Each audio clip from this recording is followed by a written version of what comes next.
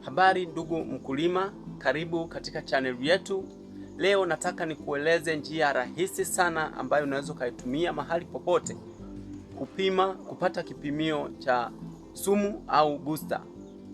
Ikiwa upo mazingira ambayo hauwezi kupata kipimio cha sumu yako au booster yako, au kifungashio kile cha ile sumu, inaweza ikawa chupa au mfuko, hauna kipimio, basi unatakiwa kufanya kama ifuatavyo.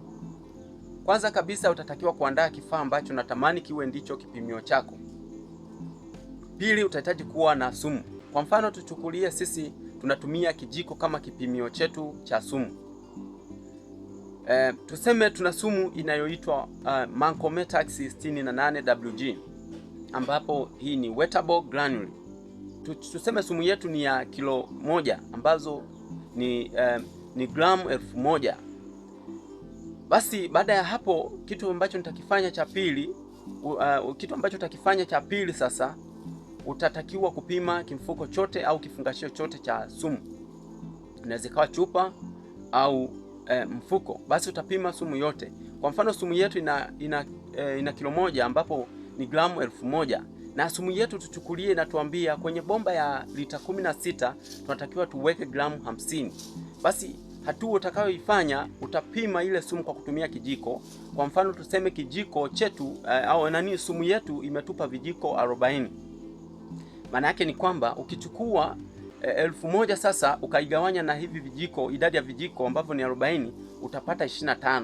Maana yake hii 25 ndiyo gramu kwa kila kijiko, kwamba kijiko chetu kimoja kina gramu 25.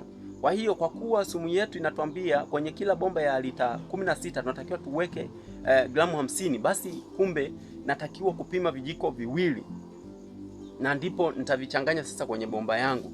Kwa hiyo kwenye kila bomba ya lita 16 nitatakiwa kuweka gramu 25 ya kuweka vijiko viwili ili kukamilisha gramu 50.